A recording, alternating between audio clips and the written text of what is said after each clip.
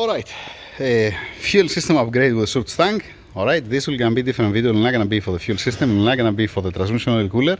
It will gonna be an answer to my friend regarding the pressure switch or the order on the relay. Alright, before this pressure switch, it was controlling a relay.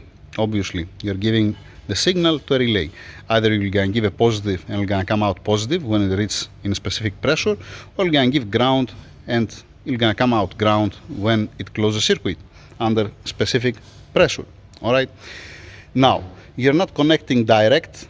Let us say if you want to control a fuel pump, you're not connecting, let us say, the ground on this and then the ground direct to the fuel pump. You're going through the relay. You're giving an order to the relay to close the circuit and get all the load the relay. So this is 101. Now, he told me he need to have a very thick cable. Nope, you don't have to put a thick cable on this one or on the relay, on the order of the relay. All right, I remove from this specific cable. All right, this is supposed to be 3 millimeters, 4 millimeters thickness. It's thick cable, and you're not using this. You don't have to use this for to trigger a relay, if you like. I'm gonna show you. Yes, I'm gonna show you what's my point and why I'm saying that, and how much current it's sucking one relay when you're giving an order to close the circuit. It's nothing, actually. It's I haven't seen any ampere on that. All right, this is not the right cable if you want to give an order to close the relay. Different for the main, different for the positive, let us say, and different to get the order. I'm talking about, let's go inside of the engine room. I'm gonna show you inside of the engine room. I'm gonna get one relay and then it's gonna make sense, I think, what I'm saying. All right. And by the way, if I fix, let's say also that to finish the story, if I fix the lines for the oil cooler and it's gonna be with a bolt type to not have any leak, the only thing that's gonna remaining and gonna pissing me off, it's this breather on the boost solenoid that's not breathing through the filter. that's gonna be the last one. And obviously the connection here with the fuel line, that I don't like it, but that's me. Let's go to the point. Let's go inside the engine room to show you what I mean regarding the relay. Back inside of the engine room, what do we have here? Where I'm pointing, I don't know where I'm pointing. This is from M177, and this is the heating element. This is warming up to expand the thermostat when it's getting orders from the ECU. All right, the wiring, it's like this. It's 2 millimeters. All right, just to be clear, not even. All right. Yeah, on the relays outside, I'm using 2 millimeters wire to trigger them, not for the supply. I'm not talking about the supply here. I'm talking about to trigger the relays. It's same cable like this one. It's 2 millimeters. All right. Now, my power supply, it's measuring currently 0.15 amperes with 14.1 volts. All right. Watch this. When I'm gonna plug this one,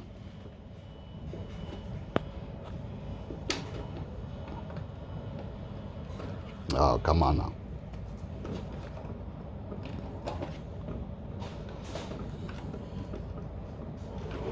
Seriously? Why didn't prepare it earlier? Alright, I put it on. How much showing? 0.15. Alright, let me turn it on. Alright. Now it says 1.15 ampere. That means 1 ampere. You have to subtract the 0.15 that was before, right? So 1 ampere. 1 ampere with these cables. That they don't have any problem. They're not melting the cables. All right. Now, let me show you on the multimeter. Let me show you on the multimeter. Dang it. That's better. Yeah. All right. I'm disconnecting. I'm putting here the terminals. All right. On the multimeter, it's showing here 0.95 ampere. If you touch now this, you're gonna get burnt. It's hot, it's warm. When I'm gonna disconnect it, we have 0 amperes. All right, fine. Now, let's take it out of our way, this one. Let's trigger the relay. How much it is here? 0.15. You can hear the click, if you can hear the click actually. This is a 75 ampere relay, fine. It says here 0.38 amperes. All right, let's put the multimeter, the tester, to see what's saying here. All right, 0.22 amperes. And I'm not talking about the classic relay. I'm gonna connect also this to see the difference, just to see the difference. So you need a thick cable. Where? You need a thick cable here and here, not on the order, not to give the order to the relay. Let's see also the small relay. This relay is rated for 30 amperes. Yeah, 30 ampere. Let 1 second to connect this one. All right, also this relay is being connected. Fine. I haven't turned it on. 0.15 ampere, classic. This is the power supply. I'm turning it on. I don't know if you hear the click. 0.3 ampere. Let's connect the diagnostic. Let's connect the multimeter.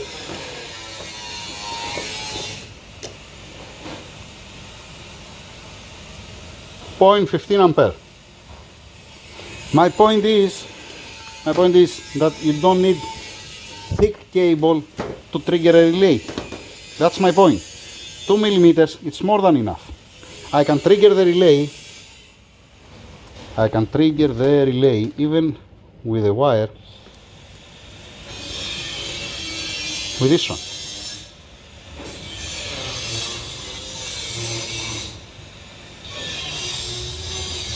Now the grinding sound, I don't know if you're gonna hear it. You see how it's this one?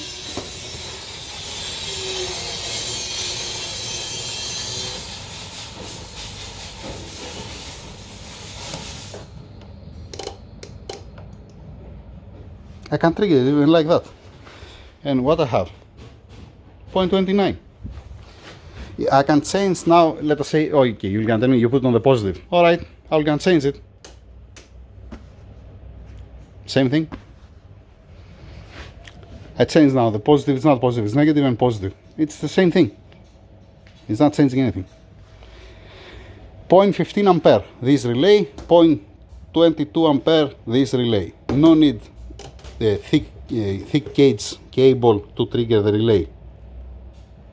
That's my point, you understand? You don't have to run like the one that I showed you earlier on the car, so thick cable. Different if you want to transfer the positive, that again the cable is supposed to be rated, let us say how much rated the relay, 30 ampere. This how much supposed to be rated the cable, 20 to 30 ampere, not big. This is how much, 75, that's why you see me that I put bigger cable here, because this is for 75 amperes. And I'm gonna give electricity to 4 relays after this relay. So I hope that I make myself clear, and you don't have to use thick cable like this.